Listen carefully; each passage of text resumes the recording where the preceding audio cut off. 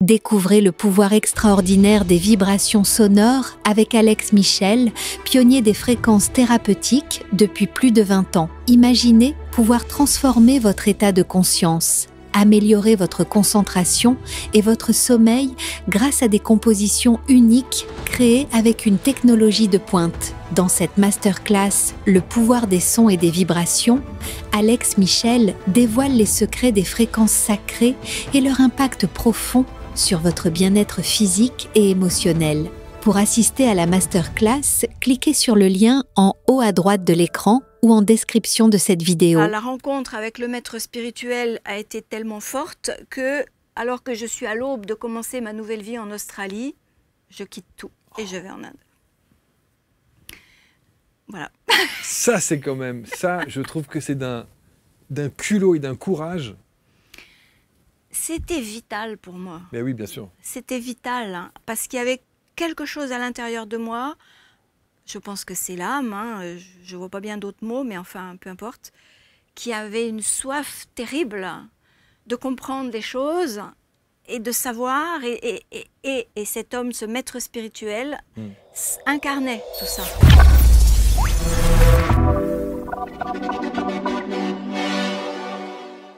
Merci d'être avec nous, bonjour et bienvenue, nouvelle rencontre avec mon invité d'aujourd'hui. Alors je vais le faire parce que je rêve de faire ça depuis longtemps, j'espère que je vais avoir les bons termes. PNC à vos portes, armement des toboggans, contrôle du vis-à-vis. Je crois que c'est ça hein, quand on parle de l'avion. Bonjour Isabelle Baquenois. Bonjour Marc. C'est ça Je crois, d'après mes PNC souvenirs, à vos portes, armement des toboggans et contrôle du vis-à-vis. Ça doit être ça. Ça doit être ça. Tu sais, moi, j'étais pas hôtesse, j'étais pilote. Donc voilà, j'entendais, mais ça ressemble fort. Hein. Isabelle, ex-pilote. Et vous allez voir que son parcours de vie est incroyable, notamment à travers ce livre qui s'appelle tout simplement le yoga qui m'a sauvé. Tout simplement. Le yoga m'a sauvé, évidemment, la quête existentielle d'une pilote de ligne. Et alors, moi, j'ai lu votre parcours de vie.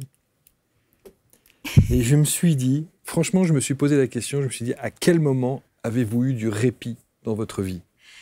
Maintenant. Maintenant. Ici et maintenant. Ouais. Oui, il m'en a fallu aussi des coups sur la tête, des aventures et tout un tas de choses pour que je comprenne aussi que on peut se reposer, on peut s'arrêter. Mais c'est terrible quand on a un tempérament de feu et on n'apprend pas en fait à gérer ces choses-là et donc on part à fond la caisse et on ne s'arrête pas et voilà. Mais maintenant c'est plus calme. Hein. Ça va beaucoup mieux. Je ne bouge plus. Alors évidemment, on va faire connaissance avec votre histoire qui est un journal intime. C'est un récit. Tout est évidemment autobiographique. Oui. Histoire de la pilote de ligne que vous êtes aujourd'hui. Et alors, ce qui est assez extraordinaire aussi, que vous étiez, oui. mais ce qui est assez... on l'est toujours un peu, non? Ah non. Vous n'avez plus la nostalgie de la cabine et de... Non. Absolument pas. On pourra en reparler, mais alors ça s'est arrêté net. Ça a été fini. Ah oui, et j'ai vraiment compris pourquoi. Enfin, pour moi, c'est en rapport avec les karmas, puisque maintenant je suis dans le yoga. Et quand quelque chose est terminé, c'est comme un peu un bol de soupe. On a fini le bol et terminé. En tout cas, ouais, du jour au lendemain, même pas un regret, même pas une nostalgie. Quand j'entends un avion dans le ciel, je me dis, je suis sur Terre. J'ai bien les pieds sur Terre. Mais vous reprenez encore l'avion aujourd'hui ou pas? Ça fait bien longtemps. Ouais. Le moins possible. Si je pouvais éviter... Mais parce que c'est quoi? Vous prenez ça comme c'est presque traumatique? C'est-à-dire que la fin de l'aviation a été vraiment, hein, vous vous en rappelez, très traumatisante. Et ça a marqué aussi, comme des traumas, quoi, comme ça a marqué des choses dans les cellules du corps qui ont fait que j'ai dû passer beaucoup de temps à me soigner, en fait, à me rééduquer, à parler à mes cellules, j'ose le dire, parce que même pour prendre un train, même pour prendre ma voiture, j'étais terrorisée. Enfin, à l'intérieur de moi, il y avait une peur tétanisante de tout simplement de bouger à nouveau. Et alors de prendre l'avion, c'était une semaine avant, j'étais tétanisée. Et donc j'ai compris aussi que tout ça, c'était en rapport avec les conditions dans lesquelles j'avais pris l'avion, qui étaient épouvantable, quoi. Enfin, pas tout le temps, heureusement. Oui, il y a eu quand même eu des bons moments, sans doute. Il y a eu des moments extraordinaires, mais il est vrai qu'à la fin, non seulement j'avais des migraines épouvantables, j'ai même fini un vol chez les pompiers, il y a eu un vol aussi que j'ai terminé... comment ça s'appelle, dans l'entrée, allongé dans le couloir. Non mais. Saviez-vous que la qualité de votre relation avec votre mère détermine votre vie affective et que celle avec votre père conditionne votre vie sociale, professionnelle et même financière? Ce ne sont pas que des idées symboliques ou spirituelles, c'est une réalité énergétique, émotionnelle et je dirais même presque cellulaire. Tant qu'il y a du conflit, du rejet, de la tristesse ou du non-dit envers vos parents, votre vie reste bloquée dans certains domaines. La constellation intégrale, 100% constellant, est un format unique que j'ai créé pour aller libérer ces racines invisibles. Nous allons travailler profondément la relation à la mère, puis au père, au travers de sessions puissantes, incarnées et transformatrices. C'est une traversée qui vous reconnecte à votre puissance intérieure, vous ouvre à la paix en vous sert à fluidifier vos relations et vous redonne les clés pour reprendre votre juste place dans votre vie. J'aurai le plaisir de vous faire vivre cette expérience unique et inédite, profonde et réparatrice, une journée intense, précieuse pour vous, pour vos enfants et pour tout ce qui dépend encore de votre histoire familiale. Je vous invite à retrouver toutes les dates, les villes et les lieux sur abctalk.fr. J'ai hâte de vous retrouver pour une expérience inédite et mémorable.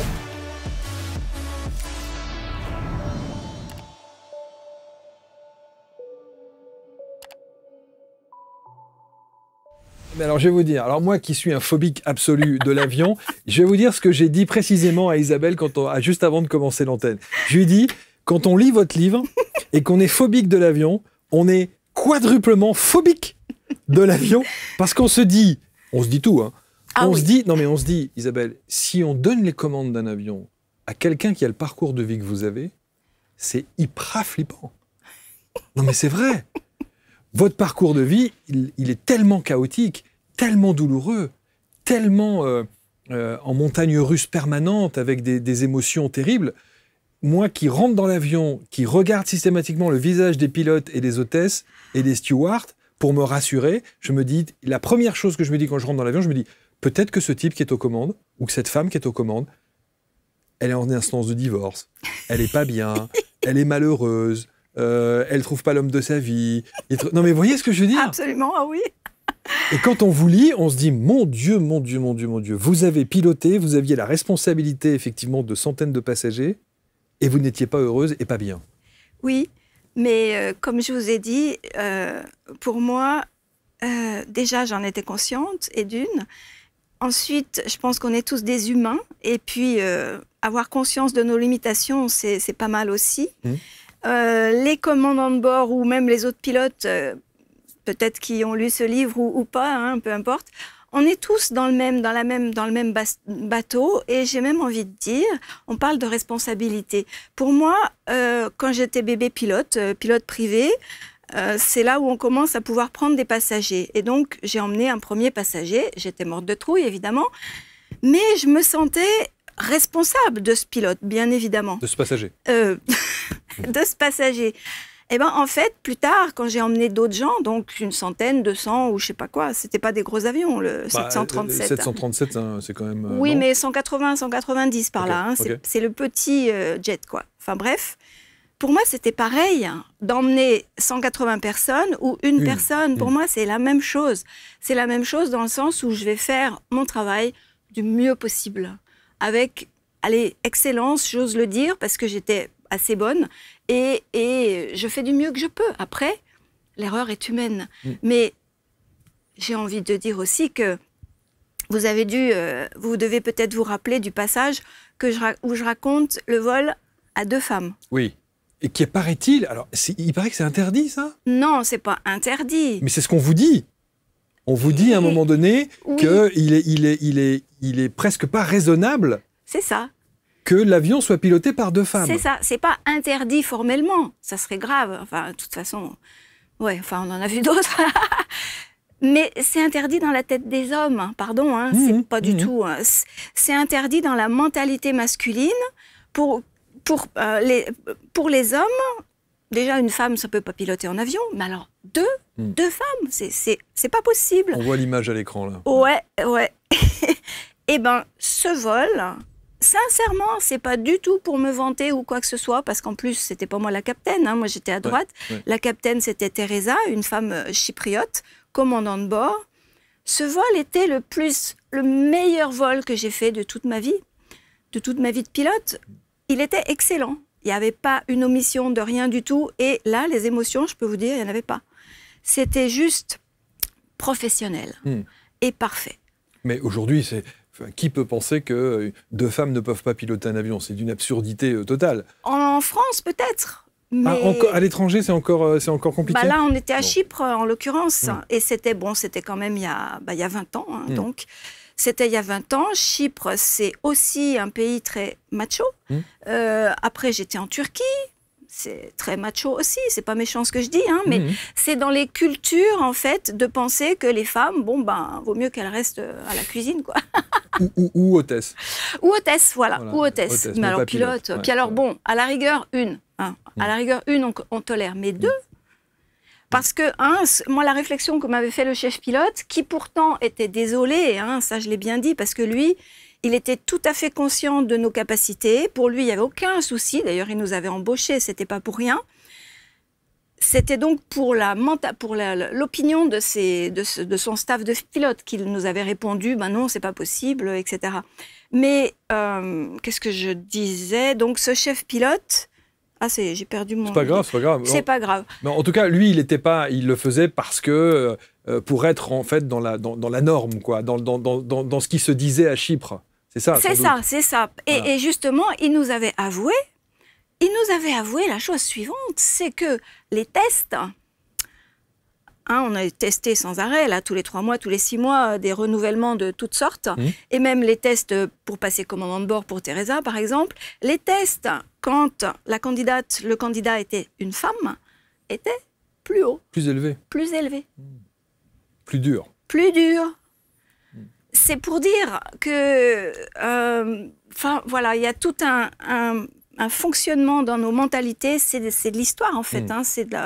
Petit à petit, il faudra peut-être encore 20 ans pour que les choses changent ou pas. Et puis à la rigueur, maintenant je m'en fiche un peu.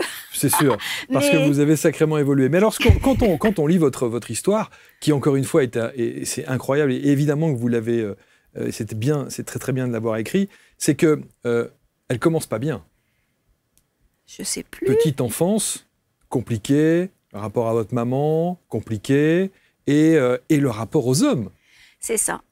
Qui est quand même foncièrement compliqué. Est-ce qu'au travers de la spiritualité que vous avez aujourd'hui, le rapport à la spiritualité que vous avez, est-ce que vous avez cherché à comprendre pourquoi ce rapport aux hommes, toute votre vie, vous a tant heurté, marqué, et marqué au fer rouge, quoi? Moi, ce que j'ai compris, c'est juste... ma perception des choses, à force de voir des situations se répéter, les amoureux, les machins, les commandants de bord et toujours des rapports difficiles, c'est que justement, on parlait tout à l'heure de... peu importe, il n'y a pas de hasard dans les situations qu'on vit dans la vie.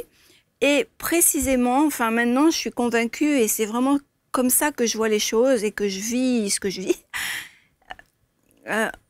On est téléguidé, on est guidé, alors trouvons le mot qui nous convient, peu importe. En tout cas, l'âme, l'essence de l'être profond qui est à l'intérieur, là, me guide, magnétise les situations, les rencontres. Donc, les rencontres avec des amoureux, ou les rencontres avec des commandants de bord, ou avec des gens, etc. Pour que, précisément... je dépasse des choses que j'ai à régler, ou je règle des choses que j'ai à régler. En l'occurrence, la relation aux hommes, elle était problématique depuis le début, et il a fallu des coups sur la tête, des coups dans le cœur aussi, et bien des aléas, bien des souffrances, pour que, enfin, des choses se règlent. Et moi, je vois ça, encore une fois, comme des karmas, en fait. On vient avec... disons qu'on s'incarne avec un bagage. On ne vient pas tout nu sur la terre, on n'est pas tout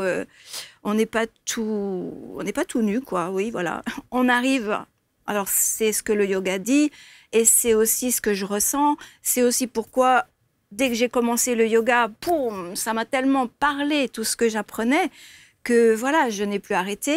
Et donc, arrivant dans cette vie avec un sac à dos de karma, moi j'aime bien appeler ça comme ça, disons, ça fait un petit peu concret, de choses qui n'ont pas été finies, qui n'ont pas été réglées dans d'autres incarnations, et il y en a des milliards.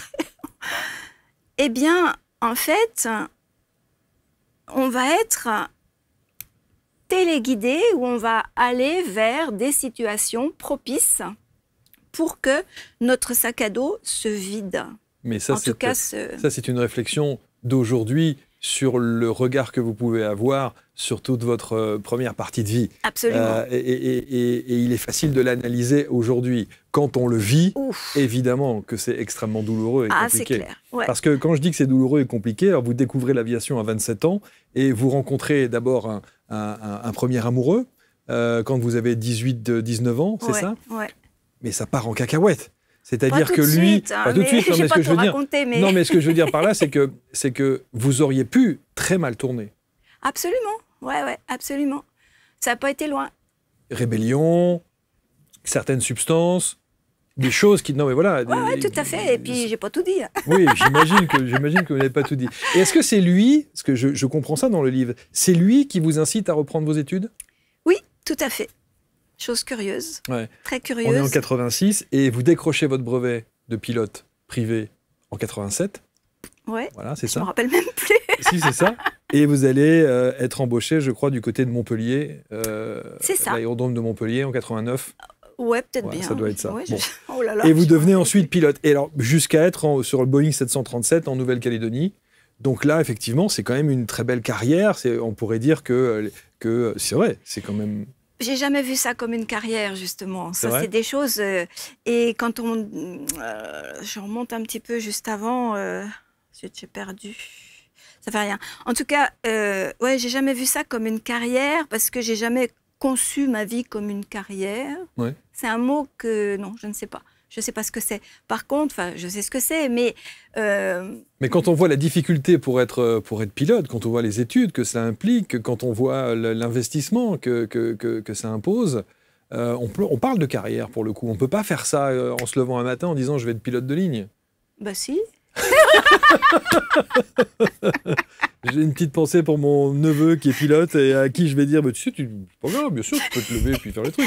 Il y a tellement de sacrifices, tellement de choses comme ça. Oui, mais comment dire, moi ça m'a pris comme ça. J'ai lu un bouquin, j'ai lu Joseph Kessel, un livre de Joseph Kessel qui s'appelait Mermoz. J'ai fermé le livre, j'ai dit je veux être pilote, je serai pilote. Et c'est parti comme ça. C'est parti comme ça, mais en fait, pour moi, encore une fois, je l'explique maintenant a posteriori, bien sûr, comme des histoires de karma. Il me fallait un job qui comble mes aspirations.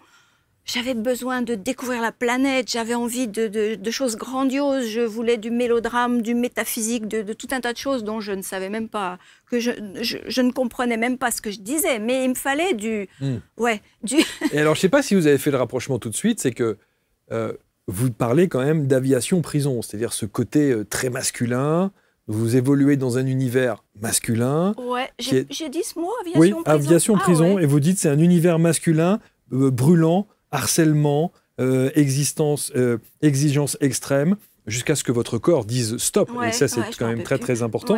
Et comme par hasard, univers masculin, relation avec le masculin dans votre vie privée compliquée, le masculin, il y a quelque chose chez vous. Bien sûr. Non, mais c'est ça. C'est là où... Disons que les relations avec les commandants de bord, elles ont été compliquées, de même que les relations avec les amoureux. Et pour moi, ça s'est dénoué tout ça en ashram. Un jour où, je ne sais pas si vous vous rappelez, mais il y a eu un pseudo-conflit, enfin pas vraiment un conflit, mais des choses qu'on vit dans les ashrams qui sont en fait la réplique de ce qu'on vit dans la vie, mais en condensé, en concentré. Évidemment, il n'y a pas les uniformes de pilote, mais ça ne fait rien. C'est les mêmes, disons, fonctionnements qu'on va mettre à jour. Et boum, je me prends le bec avec Swami Nitya. Et cette fois, je me laisse pas faire, je dis stop, c'est bon, j'ai compris votre petit jeu. À partir de ce moment-là, pour moi, il y a un truc qui s'est nettoyé dans ma tête, enfin, disons, dans l'espace mental. Et voilà. Après, je dis pas, on va pas le dire trop fort, mais je ne sais pas si c'est tout réglé. Mes histoires avec les hommes, je n'en sais rien. On peut pas vraiment. Je pense qu'il y a un grand pan de choses qui se sont défaites à ce moment-là, parce qu'on sent quand même ces choses-là. Et ce qui est assez aussi étonnant, c'est la réaction de votre corps. C'est-à-dire que on a le sentiment que vous vous entêtez à faire quelque chose et que votre corps vous fait comprendre qu'il faut que ça s'arrête. Absolument. Bah là, c'est l'addiction. Pour moi, c'était une addiction. De toute façon, voilà, addiction, karma, pour moi, c'est un peu... Enfin, bon, peu importe. On va pas prendre des grands mots, mais l'aviation, ça devient vite une addiction par le plaisir que ça procure. Moi, c'est pour ça, c'était pas pour faire carrière, c'était parce que ça me comblait à tous les niveaux, ce métier. Non seulement, oui, il fallait faire travailler la tête, faire des calculs, apprendre plein de choses, et ça me fascinait, la météo, tout un tas de machins. Et puis en plus, alors piloter des machines, piloter dans le ciel, je faisais de la moto, mais là, dans le ciel, c'était à 3 dimensions. Et donc, en plus, on était dans le ciel. Donc, et en plus, je pouvais aller découvrir toute la planète. C'est dans ce sens-là où, tout à coup, j'ai compris que ce métier-là allait me matcher, quoi, avec ce que j'avais à l'intérieur de moi. Ça résonnait très, très fort. Et donc, à partir de là, c'est parti, comme une fusée, on peut dire, mais pas de carrière, parce que si j'avais voulu faire carrière, je serais restée dans la même compagnie. Pour faire carrière, il faut monter les échelons, machin, truc, bidule. Moi, c'est pas ça qui m'intéressait. Ce qui m'intéressait, c'est de voir le monde, d'aller dans différents pays, de rencontrer différentes cultures. Ah, c'est ça. Parce que tout à l'heure, vous disiez jeunesse rebelle et tout ça. Jeunesse rebelle, oui, mais pourquoi? Ça aussi, évidemment, dans le feu de l'action, je comprenais pas. Et évidemment, on me faisait bien sentir que... j'étais, voilà, c'était, comment est-ce qu'on appelle ça, marginal, pas accepté par la société, enfin, c'était un peu rebut de la société. Mais pourquoi j'étais rebelle? Ça, je l'ai compris bien plus tard. Je l'ai compris, en fait, quand j'ai commencé le yoga. J'étais rebelle parce que le monde qu'on me proposait ne me convenait pas. Les modèles qu'on me proposait n'avaient pas de sens. La société qu'on me proposait, qui menait le monde vers quoi? Vers nulle part. À consommer, à produire. Maintenant, on se rend compte qu'on est dans le mur. Et en fait, toutes ces choses-là, je le sentais déjà et ça n'avait pas de sens. Et donc, non au nucléaire et machin et trucs et des manifs à moto et tout un tas de choses, c'était la rébellion. Parce que c'était un peu comme on parle maintenant de désobéissance civile, quand les choses ne nous paraissent pas justes. Mais ça dénote surtout d'un mal-être. Un mal-être parce qu'il y avait ça. Parce qu'il y avait ça. Parce qu'il y avait, justement, ça n'avait pas de sens. Et c'était pas un mal-être par rapport à la reconnaissance que vous n'aviez pas de vos parents? La relation difficile avec votre mère? Certainement aussi que c'était lié. Ça a dû jouer certainement quand même. Aussi. Parce que vous ne grandissez pas avec l'amour maternel, c'est le moins qu'on puisse dire. Si c'est ce que vous avez senti, je ne sais pas. Mais en tout cas, oui, disons que je ne voudrais pas faire de peine à ma maman parce qu'elle vit encore. Okay. Mais non, mais le fait est que quand j'étais jeune, j'ai haï ma mère. Elle le sait, de toute façon, c'est clair. Je l'ai haïe parce que je la rendais responsable de tout ce de tout ce qu'on me proposait, qui ne me plaisait pas, qui me rendait rebelle. Et donc, je la rendais responsable de mon propre mal-être, en gros. Et c'est bien plus tard que j'ai compris que ce mal-être, il venait non pas d'elle, mais de ma relation au monde, tout simplement. Et puis aussi ma relation avec moi-même, avec la femme qui était en moi, que j'avais enfermée, etc., etc. Et surtout, quand j'ai compris dans le yoga, disons, avec la philosophie du yoga, comment je fonctionne moi, ça m'a permis de relativiser beaucoup les choses, de comprendre comment les autres fonctionnent, puisqu'on fonctionne tous pareil, je veux dire au niveau logiciel intérieur, si on peut dire comme ça. Et ça m'a rendue beaucoup plus tolérante. Voyant que moi, j'étais limitée, il faut voir aussi que quand j'étais jeune, j'étais insupportable. C'est vrai. Ah là là. j'étais d'une intolérance maladive. Je me prenais pour perfecta, hein, c'est... Oui, c'est ça. Ah, la perfecta, attention. C'est comme ça qu'on vous... Ah, j'ai compris.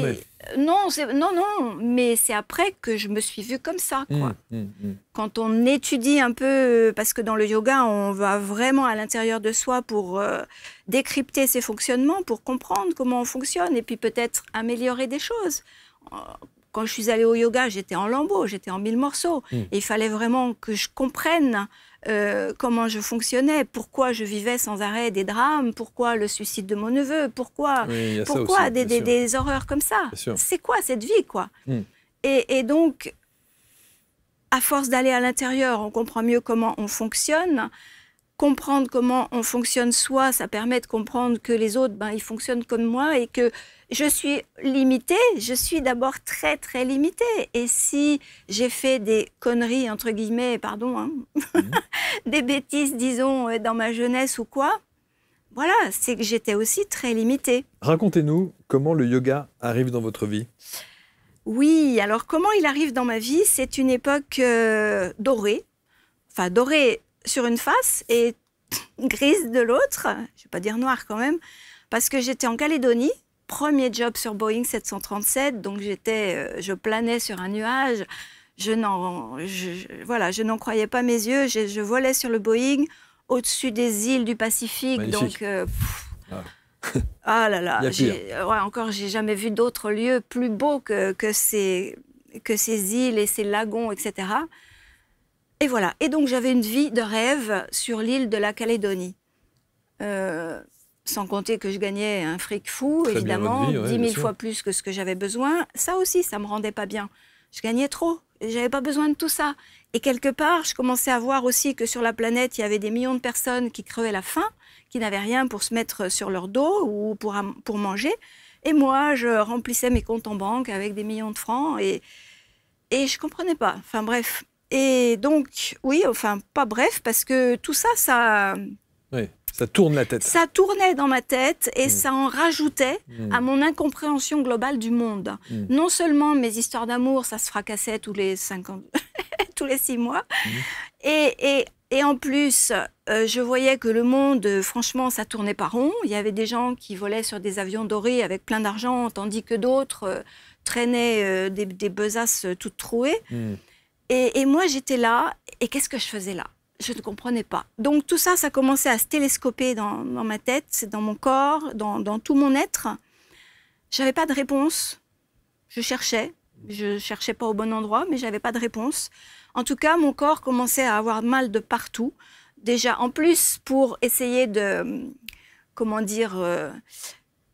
comment est-ce qu'on dit pour essayer de dissoudre le mal-être, je me jetais à fond dans les sports, par exemple. Enfin, du sport à outrance. Du sport à outrance, du vélo par 50 degrés, enfin tout un tas de trucs déments. Pour un peu, comment est-ce qu'on dit? Il y a un mot, mais c'est pas grave, exorciser. Oui, par exemple. Peut-être, pour exorciser mes démons intérieurs. Oh là là. En tout cas... je me jette dans les sports à fond la caisse et bien évidemment mon corps, là j'approche les 40 ans quand même, donc ça se tend de partout. Et un jour je vais au simulateur, j'arrivais même plus à tirer sur le manche tellement j'avais mal aux épaules. Tout était coincé, donc je vais voir un ostéopathe qui me dit qu'il ne peut rien faire parce que c'est trop coincé, il faudrait vous détendre, il me dit. Oh pas possible. Il m'envoie chez une kinésithérapeute et c'est là qu'elle me dit: vous devriez faire du yoga. Ce qui vous parlait ou pas? Pas du tout. Non. Ben non. Moi, il fallait que je tourne à fond la caisse. Oui. J'étais comme une boule de feu. Oui. Mais heureusement, elle a été douce, elle a été persuasive, mais pas du tout invasive ni quoi que ce soit. Elle a réussi quand même à me convaincre d'essayer. Ça ne me coûtait rien, effectivement. Mireille. Et j'y suis allée. Et j'ai adoré. Et je n'ai plus arrêté.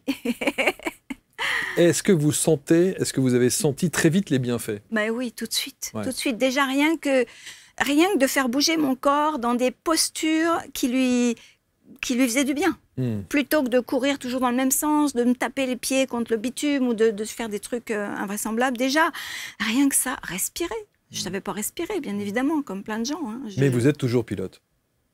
À cette époque-là, oui, toujours. Ah, oui. Qu'est-ce que ça change dans votre... Est-ce que vous sentez que ce yoga et cette pratique du yoga changent des choses dans votre relation aux autres, dans votre manière de travailler, dans votre manière de... Oui, en tout cas, une goutte. Allez-y. En tout cas, ce que ça change, ça ne va pas le faire du jour au lendemain, mais... Comment dire, je ne vais pas devenir d'un seul coup Bouddha, toute douce, Bouddha ou je ne sais trop qui, loin de là. Mais je vais surtout prendre conscience de mes relations, parce que là, on parle de mes relations aux hommes, de mes relations à plein de trucs et tout ça. À cette époque-là, je ne me rendais même pas compte. Comment dire, c'était le tourbillon de la vie. Vous ne voyez pas qu'il y a un malaise? Je commençais à me poser des questions. Mais bon, voilà, quand on veut...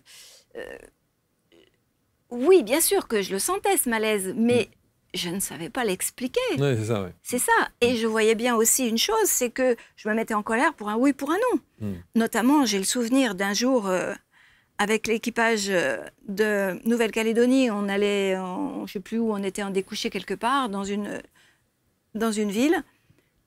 Et le copilote, tout gentil, propose qu'on sorte tous ensemble manger au restaurant, comme ça se fait très, très souvent. Et moi, déjà, j'étais plutôt un peu genre ermite, quoi. Je voulais rarement sortir, j'aimais pas ça, etc. Mais non seulement j'aimais pas ça, mais là, je me revois encore. Je me suis retournée vers le copilote et je l'ai engueulé. Alors que c'était une simple invitation. Alors que c'était une gentille invitation, une proposition de soirée. Je l'ai engueulé, je ne sais plus ce que je lui ai dit, mais c'était horrible. Le gars, il est devenu vert, violet, tout ce qu'on veut. Évidemment, on était un peu amis. Ça a brisé cette amitié, petite amitié naissante, quoi. Les autres, ils m'ont regardé. Et moi, je me suis vue là. Je me suis dit, mais qu'est-ce que j'ai fait? Et c'est ça, d'ailleurs, je n'avais même pas encore commencé le yoga. Mais c'était avant. Je commençais à me rendre compte de mes comportements. Je voyais comme une langue de feu qui sortait, que je ne pouvais pas retenir. Bon, j'ose espérer que je ne suis pas toute seule dans ce cas-là, mais... C'est ça, les colères incontrôlées. Quand on part en colère, il y a des hormones, il y a de l'énergie qui sort qu'on ne peut pas rattraper. En tout cas, ça traduit quelque chose, très clairement, de ce que vous pensez, ressentez, vivez. Voilà. C'est une colère, même si il y a des colères qui sont très bonnes et constructives. Oui, tout à fait, mais là, c'était pas le cas du tout. C'est vraiment une colère... spontanée comme ça, qui n'a pas de sens. Qui n'avait pas de sens du tout, et qui traduisait surtout un fort déséquilibre, un fort mal-être, un fort... Je partais en colère contre le monde entier. C'est pour ça que je me dis, mon Dieu, on donne les commandes d'un Boeing à une personne qui part en colère comme ça en 2 secondes et demie. Oh, oh, oh. Mais les commandants de bord sont pareils. Non, mais il ne faut pas me dire ça, il ne faut pas me dire ça. Isabelle, faut pas me dire non, mais ça. alors, attendez, parce que là, on revient à la discussion de tout à l'heure, qui m'a fait pas mal réfléchir aussi. Et je me dis aussi, cette histoire de responsabilité, voilà, on pilote 100 personnes ou 300, ou maintenant 800 personnes.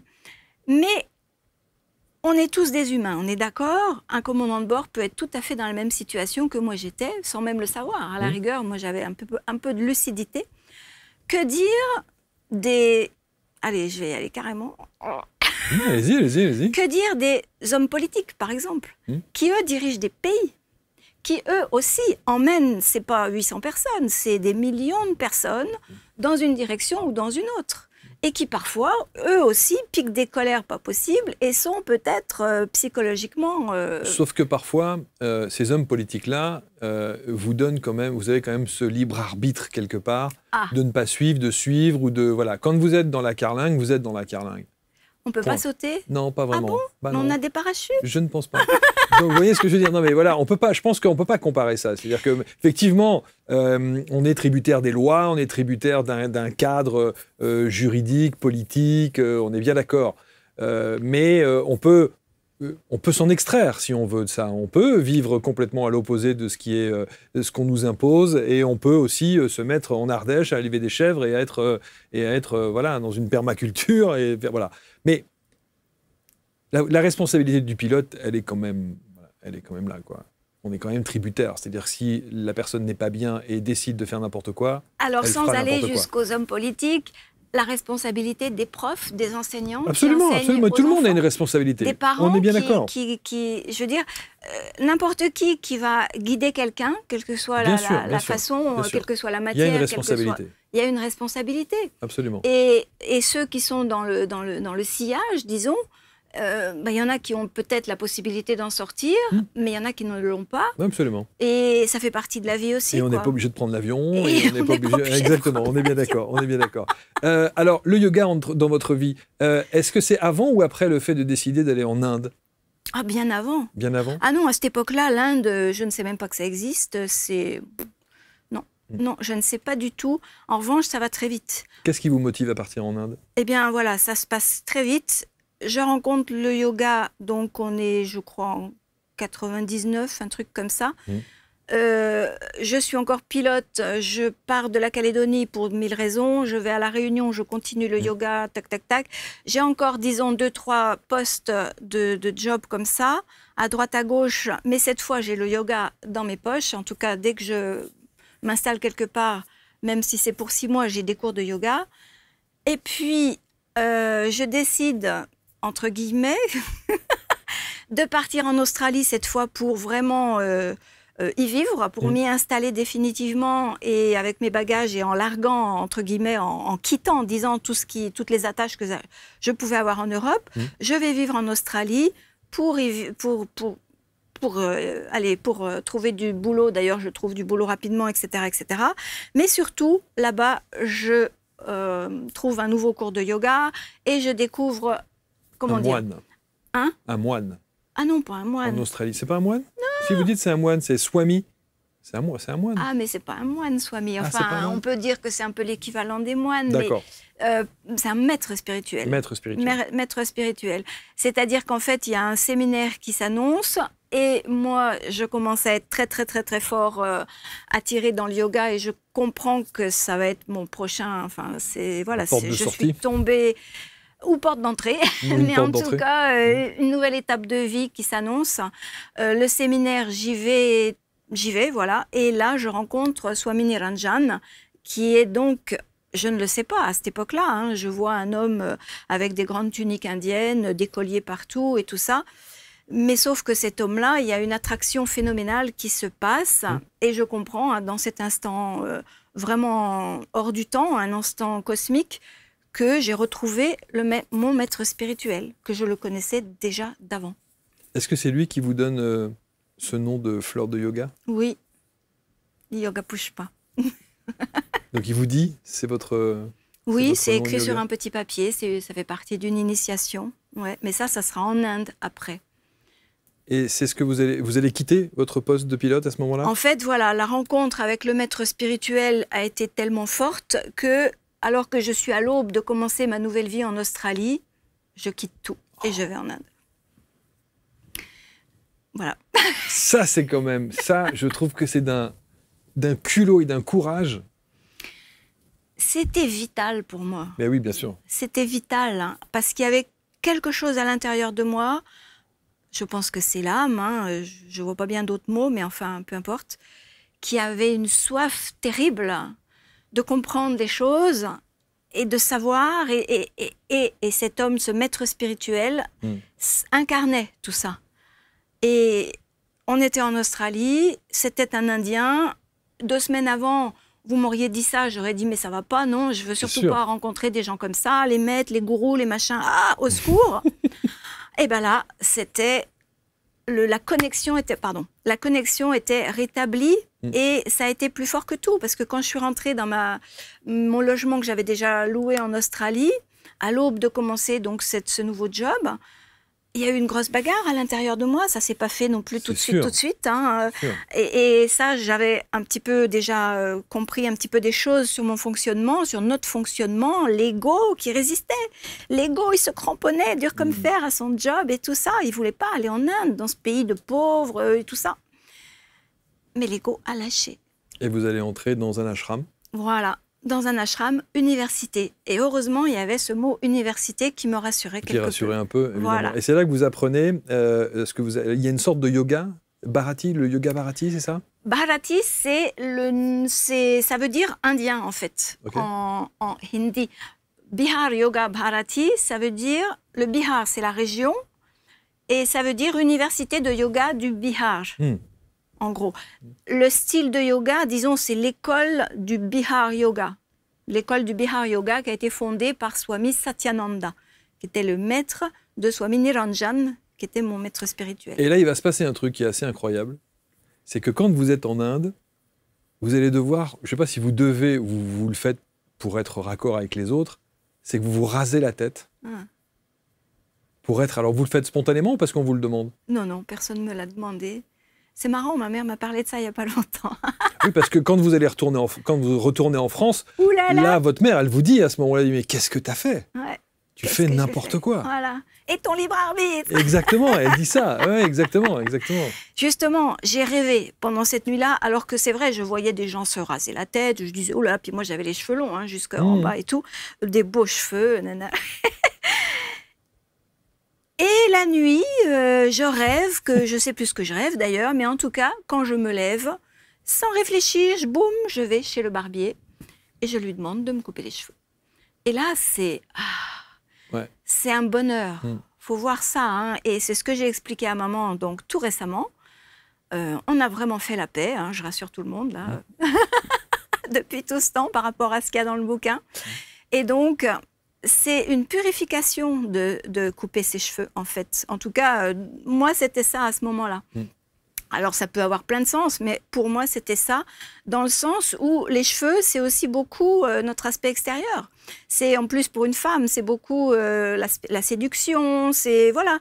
Et on comment dire, on donne beaucoup d'importance à notre coiffure parce que ça va influer le regard que les autres auront sur moi. Bien sûr. J'ai plus de cheveux.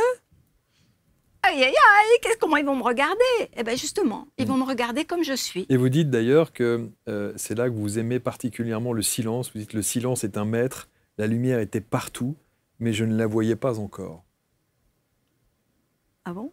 Oui, c'est vous qui écrivez ça? Vous vous rappelez plus de ce que vous écrivez? Non. Oh, bah, pas de toutes les phrases. Bien sûr, bien sûr. Non, mais il y a des choses évidemment comme ça qui sont...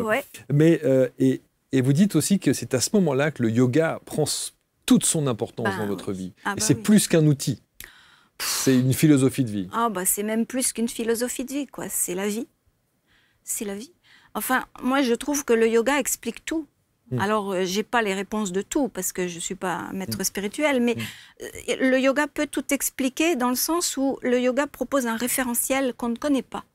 Nous, en Occident, on n'a pas ce référentiel. Un truc de... La première chose que j'ai découvert dans le yoga, j'étais en Belgique, le prana. Vous connaissez le prana? Mais en général, les gens ne connaissent pas. C'est vrai. Le prana, c'est l'énergie vitale qui sous-tend la vie. On ne connaît pas ça. On ne sait pas que, par exemple, pourquoi notre cœur bat. Enfin, en tout cas, comment? Grâce au prana. Comment notre cerveau fonctionne? Grâce au prana. Le prana, c'est un peu notre électricité qui fait que je me tiens debout, que j'ai les yeux qui brillent, que j'ai les pommettes qui brillent. Bon, j'ai mis un peu de rouge, mais mais il y a du prana. S'il n'y avait pas de prana, il n'y aurait pas de vie.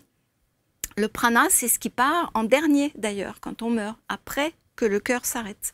Bref, je découvre ça, ça fait sens tout de suite, et en fait, toute la philosophie du yoga va apporter comme ça des connaissances qui peut-être vont paraître, alors certaines un peu évidentes, comme cette histoire de prana. Ça, une fois qu'on sait ça, ça devient évident, quoi. Comment est-ce que j'ai pu penser qu'il y avait... Enfin, comment est-ce que j'ai pu ne pas savoir ça? Ben, voilà. En tout cas, mais après, il y a beaucoup de choses qui sont loin d'être évidentes, parce qu'elles vont avoir, comment dire, elles vont être en relation avec différents états de conscience auxquels les yogis ont accès, ce qu'on n'a pas en Occident, rarement.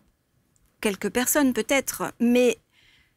et donc, les yogis ayant accès à différents niveaux de conscience, c'est-à-dire que leur pinceau, leur faisceau de conscience étant élargi, ils vont percevoir beaucoup d'autres choses que nous ne percevons pas.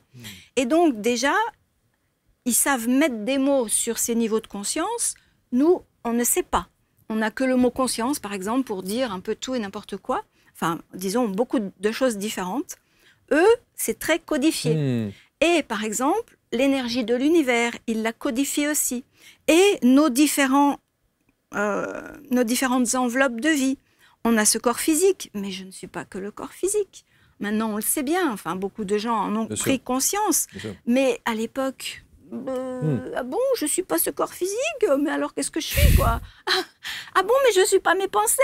Oh, mais mes pensées, je les aime, moi, je m'y accroche à mes pensées. Et mes émotions, attends, j'y tenais à mes émotions dévastatrices, là. Mais je ne suis pas tout ça. Ah bon?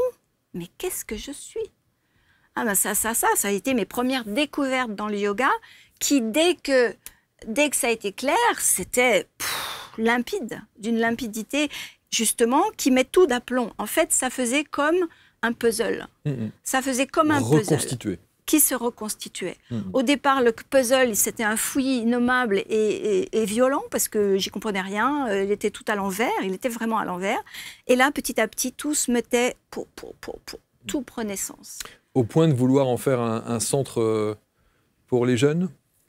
Pour les jeunes et les vieux, d'ailleurs. Oui, d'ailleurs, pour tout le monde. Ah non, pour Kiyuki. Oui, c'était le yoga pour jeunes. Oui, effectivement. Ouais, ça, c'était le projet qui a mûri pendant le temps que j'ai passé en ashram, qui ne s'est pas réalisé. Non, parce qu'on vous le dit, c'est Swami d'ailleurs qui, paraît-il, vous dit à ce moment-là, c'est pas l'heure, c'est pas maintenant. Ne fais pas ça. C'est ça. Il me dit, don't rush. Oh là là. Ah, ça a fulminé en moi, là. Oui, parce que si c'est véritablement quelque chose que vous aviez envie de faire, mais lui, il vous déconseille. Il le déconseille, avec toute sa gentillesse et tout ça. Et moi, j'ai été prise dans un tourbillon, et c'était très intéressant, ce moment-là, parce que oui, j'étais dévastée par la déception, mais on apprend en yoga quelque chose de très important, c'est... comment expliquer ça? C'est agir sans attente des résultats. Hein, c'était à peu près à cette période-là. Je découvre ça s'appelle, disons, l'attitude du karma yoga, c'est-à-dire l'attitude de faire des actions. Disons que dans la vie, on est tout le temps en train d'attendre des résultats de ce qu'on fait. Hein, là, on est en train de faire une émission, j'espère qu'il y a plein de gens qui vont la regarder, et tout et tout. Bref, on espère que ça va être réussi, etc. Quand c'est réussi, tout va bien, on est content et on se rend compte de rien. Si c'est pas réussi, ou si tout d'un coup le train avec lequel je devais venir, il est tombé en panne, ou je ne sais trop quoi, on n'est pas content. En général, après, ça va dépendre de la philosophie des gens, mais on apprend en yoga à agir sans attente de résultat pour soi, ou plus exactement, sans attachement au résultat. C'est-à-dire qu'en fait, quoi qu'il se passe, ça sera OK. C'est très, très difficile. Hein. C'est un travail de toute une vie. L'émission, elle se passe magnifiquement bien. Et si ça se trouve, personne ne va regarder. Ça sera OK. Et tout comme ça. Et donc, je prépare ce projet de Kiyuki, un projet de centre de yoga pour les enfants et tout ça. Et j'y mets tout mon cœur, vraiment, j'ai tout prévu, c'est vraiment extraordinaire. Et je le présente à mon maître spirituel en me disant, mais bien sûr, il va l'approuver, et je rentre en France et je mets tout en œuvre, etc. Et lui, il me dit, I would say, don't rush. Je voudrais te dire, ne va pas trop vite, ne le fais pas maintenant. Et moi, c'est sûr, c'est une grosse déception. Une grosse déception. Mais l'intérêt, pardon, je finis sur ce truc-là, c'est que justement, je me vois dans le tourbillon de la déception. Dans le tourbillon de la déception, mais je vois à quel point j'étais accrochée à mes attentes. Et que c'est justement cette attente qu'il faut lâcher. Et donc, c'est ce que m'a appris disons, ce moment-là, c'est de lâcher. Lâcher au point de partir du côté de Calcutta? Oui. Bah oui. Pour aller passer un petit mois dans un orphelinat? Oui, et même plus que ça, puisqu'après j'y suis retournée. Oui, parce qu'en fait, pourquoi, maintenant j'ai du recul, pourquoi est-ce que je me lançais dans ce projet pour les enfants? Il y avait deux raisons principalement. Il y avait le suicide de mon neveu qui avait eu lieu quelques mois auparavant, et pour qui j'aurais tellement voulu apporter du yoga, mais je n'en ai pas été capable. En tout cas, j'ai été quand même convaincue à cette époque-là que le yoga aurait pu lui apporter quelque chose. Peut-être le sauver, on n'en sait rien. Après, les choses se sont passées telles qu'elles devaient se passer. Ça aussi, j'ai appris à l'accepter. Et oui, parce que si vous considérez que le tout est juste dans n'importe quelle situation, pardon, ça doit être... Et je ne veux pas être désobligeant auprès de la famille de ce jeune garçon, mais ça aussi. Mais bien sûr, mais c'est ça, tout à fait. Même la mort, même le suicide, même toutes ces choses horribles. On en discutait encore avec maman il n'y a pas longtemps. Hein. Elle me dit, mais comme accepter l'inacceptable? Ben, je lui dis oui, oui. Et l'inacceptable existe. Ne pas l'accepter, ça serait le nier. Il est là, il est sous notre nez. Et l'accepter, ça va nous apaiser, en fait, et nous faire prendre conscience qu'on est... C'est pas nous qui contrôlons tout ça. Et le départ, donc, le départ de votre neveu, le départ ensuite pour vous du côté de Calcutta avec l'orphelinat de Mère Teresa, c'était aussi le désir d'enfant. Oui, tout à fait. J'allais y venir. Il y avait la première raison, c'était donc Marcelin. Et puis la deuxième raison, c'était ce désir d'enfant que je n'avais pas pu assouvir parce que voilà, les amoureux, machin. Et donc, je voulais adopter un enfant. À ce moment-là, je me suis dit, pourquoi pas? Et je vais dans les orphelinats, dans l'orphelinat de Mère Teresa, et là, on me dit, on ne confie pas d'enfant à une femme seule. En fait, vous savez bien, hein, la suite, j'ai pas été tellement déçue, à peine quoi, à peine. Je crois que ça me tranquillisait.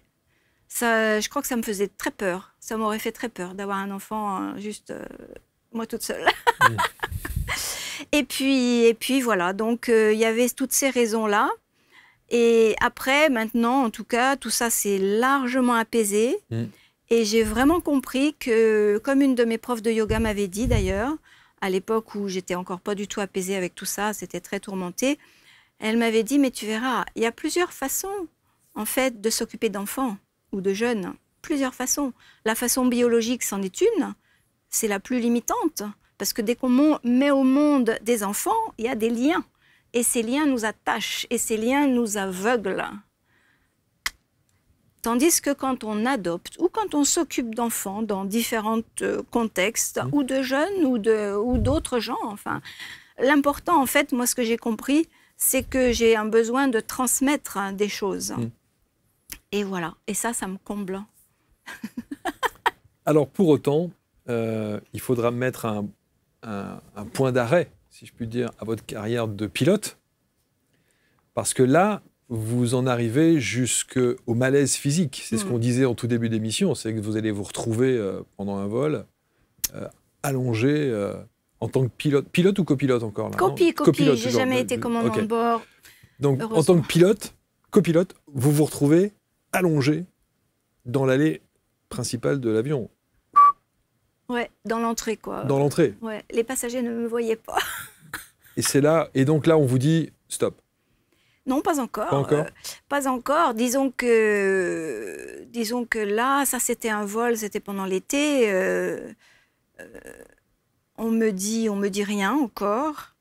Non, parce que moi je m'accroche aussi. Je suis dans une compagnie. Il faut dire que c'était une compagnie la pire de toutes celles que j'ai vécues, Sky Airlines. Et pour rassurer tout le monde, elle n'existe plus, donc ça va. On risque pas de voler dedans. Mais comment dire non, je continue encore. Il est vrai que le chef pilote de cette compagnie cherche par tous les moyens à me renvoyer. Mais comme a priori, bon, à part cette incapacité, a priori, je fais mon job, donc il ne trouve pas le moyen de me virer jusqu'à un certain moment. Mais moi, le truc, c'est qu'à cette époque-là, je commence vraiment à être consciente, je suis vraiment consciente qu'il faut que j'arrête l'aviation, c'est clair. J'ai trop mal à la tête tout le temps, j'ai des migraines ophtalmiques terribles, enfin c'est horrible. Je sais qu'il faut que j'arrête. Mais je n'y arrive pas. Je n'y arrive pas. Je pourrais tout à fait démissionner, mais je n'y arrive pas parce que, addictée à ce métier, que faire d'autre? C'est ça aussi, hein, c'est que je crois, je suis encore très identifiée à ce métier. Je suis pilote, je ne suis rien d'autre. Et vous le serez toujours? Ah non. Ah non, ça a vraiment changé. C'est vrai, bien sûr que vous n'êtes plus, mais ce que je veux dire, c'est que dans le cœur. Ah non, vraiment. C'est vrai, même quand vous voyez des confrères, des consoeurs. Mais justement, vous pas, comme je vous disais tout à l'heure, et ça s'est fait du jour au lendemain. Quand je vois des avions dans le ciel maintenant, je les regarde, oui, avec plaisir, comme ça, quoi, disons, en souriant. Mais je me dis, je suis tellement bien sur Terre. Heureusement, je suis sur Terre. Bon, et puisqu'on parle de ciel, oui. En décembre 2007, oui. Dans le ciel, suite à un orage, oui. Vous voyez un message dans le ciel. Ouais. Et ce message dit, il faut créer un lieu pour la nature. Ouais. Oui, ça, c'est... Incroyable. Bah oui. Et alors, comment il arrive, ce message? Comment vous le voyez? C'est quoi, une illumination? C'est quoi? Non, c'est des lettres qui sont écrites sur les nuages noirs. Incroyable. Non, mais c'est fou, quoi. Hein. Vous voyez ça? Je vois ça. Okay. Il faut voir que l'ambiance était terrifiante. Hein. C'était une tempête, ça faisait 3 jours que ça durait. Genre un peu... C'était à Antalya, qui parfois est le théâtre de ce genre de choses, qui est proche du cyclone en fait. C'est disons un peu avant le cyclone, ouragan, je ne sais pas trop quoi. Et donc les arbres couchés, de l'eau dans les rues, les voitures, des fois quelques voitures renversées, un déluge.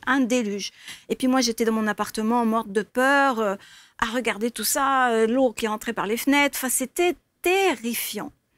Et puis évidemment des coups de tonnerre sans arrêt, ça éclairait, c'était le noir, blanc, des coups de tonnerre et des éclairs éblouissants, aveuglants, et tout d'un coup, le truc s'est écrit. Il s'est écrit en français, quoi. Enfin, oui. C'est incroyable. Et donc, vous allez décider de créer une ferme en Turquie. J'étais en Turquie, là. J'étais à Antalya. J'étais encore pilote. Alors, c'était l'hiver, donc on volait très peu. Et je savais bien qu'il fallait que je m'arrête, mais je ne savais pas pourquoi, comment. Mais surtout, juste avant ce message, ou c'est juste après? Non, c'est juste après. Non, alors peut-être que je... Ouais, non, c'est après. Oui, c'est après. C'est après, et parce que vous continuez effectivement, vous décidez de créer une ferme. Alors, je ne sais pas si je dis le bon mot, c'est Younous Emre. Younous Emre. Younous Emre. Voilà.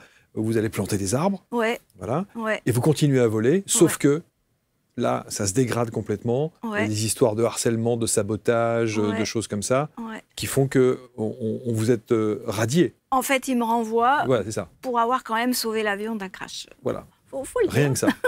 C'est ça. Rien que ça, exactement. Toute faux folle que je sois. Vous avez sauvé l'avion et les passagers et tout le monde. Bah oui. Parce que là, je ne sais pas si on comprend bien, parce que c'était difficile à écrire ce passage-là. N'empêche que dans ce dernier décollage, qui était vraiment mal barré, si on peut dire, très très mal parti, avec ce commandant de bord qui était fou, lui il était vraiment fou. On était en plein décollage avec des choses qui n'étaient pas réglées comme il fallait pour décoller.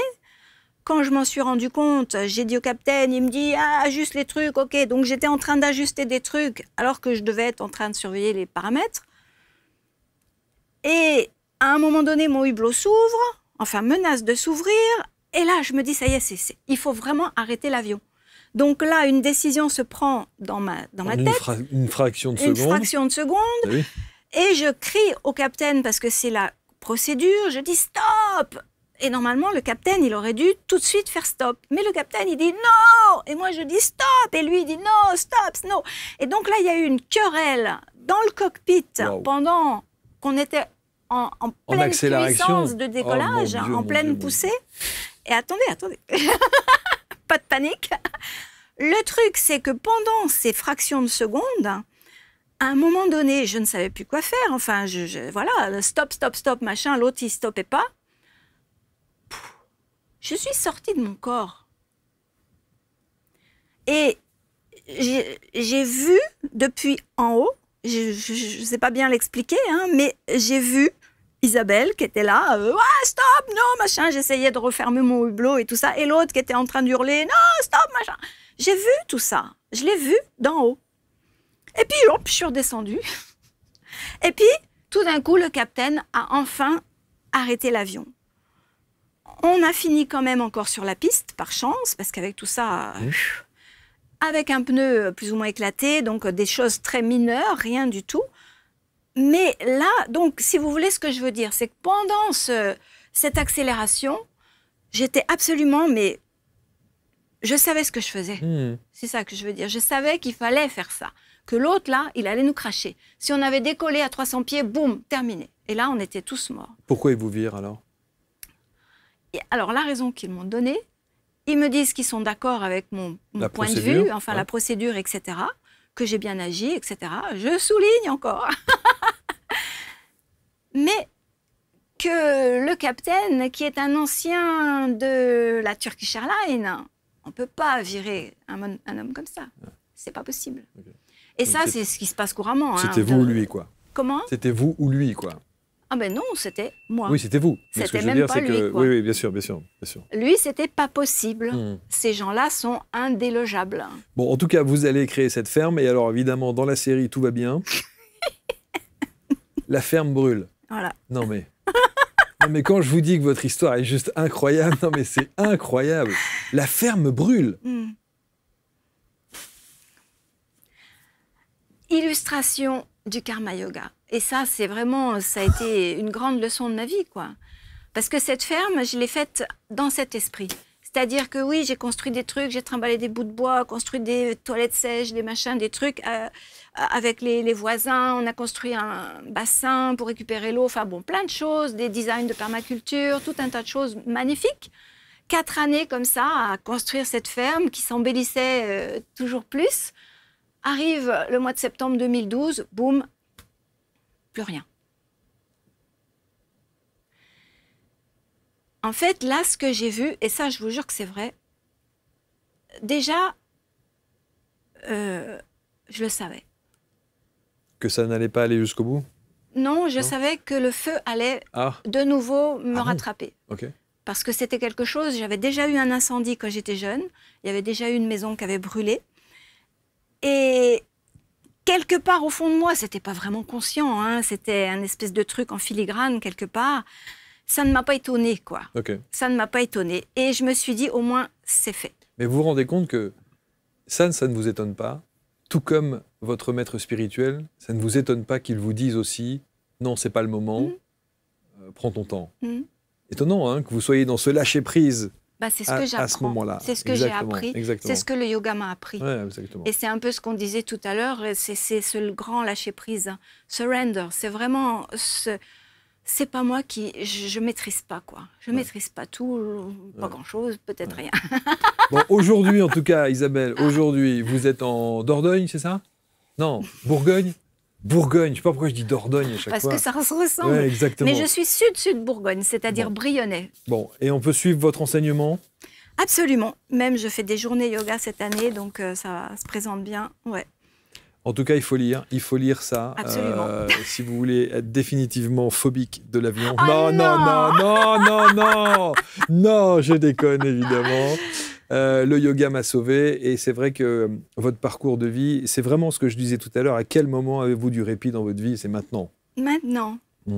Maintenant, et puis beaucoup de... Je me sens en accord avec ce que je fais, avec ce que je pense. Enfin, c'est en accord. On parlait tout à l'heure de parler avec son cœur. Parler avec son cœur, pour moi non plus, ça n'a pas de sens. En revanche, quand le cœur, la tête et les bras, les mains, le corps sont alignés, là, ça a du sens. Vous qui avez fait le tour du monde, on est bien en France? La question. Oh là là, la question. Ça dépend sous quel point de vue. J'ai envie de dire, je suis bien dans ma maison. Vraiment, je suis très, très bien dans ma maison. Vous avez votre petit havre de paix. Voilà. Parce qu'il y a les chats, il y a de l'eau, il y a un puits. C'est une maison moyenâgeuse. J'ai pas trop chaud. Je suis bien. Maintenant, elle pourrait être dans n'importe quel pays. Peut-être pas, mais enfin, elle est là, quoi. Vous avez envie de retourner en Inde? Disons que j'aimerais y être en Inde parfois, j'aimerais être auprès de mon maître spirituel l'espace d'1 ou 2 secondes, mais c'est les voyages qui me... Vous voulez plus l'avion? Non, c'est trop dur. Mais peut-être... Mais dur à quel point, à quel niveau c'est trop dur? Quitter la terre maintenant, c'est... Ah bon? Le fait de ne plus être sur le plancher des vaches, comme on dit? Ouais. Ah oui. Ah, je croyais que c'était la nostalgie. Il n'y a pas de nostalgie de rien, de trucs comme ça. Non, c'est plutôt... Le fait de ne pas se replonger dans cet univers-là. Non, c'est pas ça. Non, c'est vraiment pas ça. C'est plutôt aussi parce que mon corps, il a quand même subi un contre-coup assez fracassant de tout ça. Et j'ai appris aussi l'Ayurveda. Je ne sais pas si on a le temps d'en dire deux mots, mais grâce à... Disons, je me suis soignée, le yoga m'a sauvée, mais je pourrais dire tout autant que l'Ayurveda m'a sauvée. Absolument. Et donc, on enseigne beaucoup en Inde et qu'on pratique beaucoup exactement. en Inde. Et moi, c'est un médecin... australien, en l'occurrence, qui s'est occupé de moi. Et puis, maintenant, je m'en occupe ici. Mais j'ai compris aussi que, étant de tempérament air, vata très fort, mon métier de pilote n'a fait qu'en rajouter. Et étant aussi pitta, le feu, tout ça, ça en a rajouté. Et je suis partie hors des limites.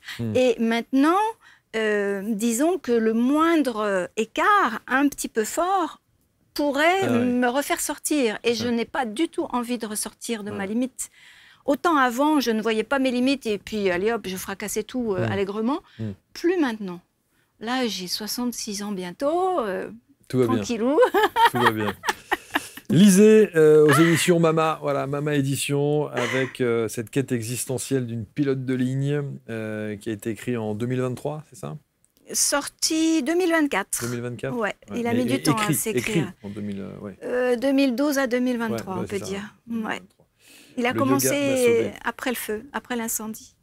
Isabelle Baquenois, merci infiniment. Merci Marc. C'était passionnant de vous entendre. Vraiment. J'aurais aimé que vous me disiez des choses intéressantes sur l'aviation pour que j'arrête cette phobie, mais bon... Ne montez pas dans l'avion. Il n'y a rien à faire. Merci infiniment Isabelle, merci beaucoup. Non, merci à vous Marc. Vous commentez avec bienveillance comme toujours, on va lire vos commentaires et puis vous partagez. On se retrouve quant à nous très vite pour une prochaine rencontre. Salut à tous.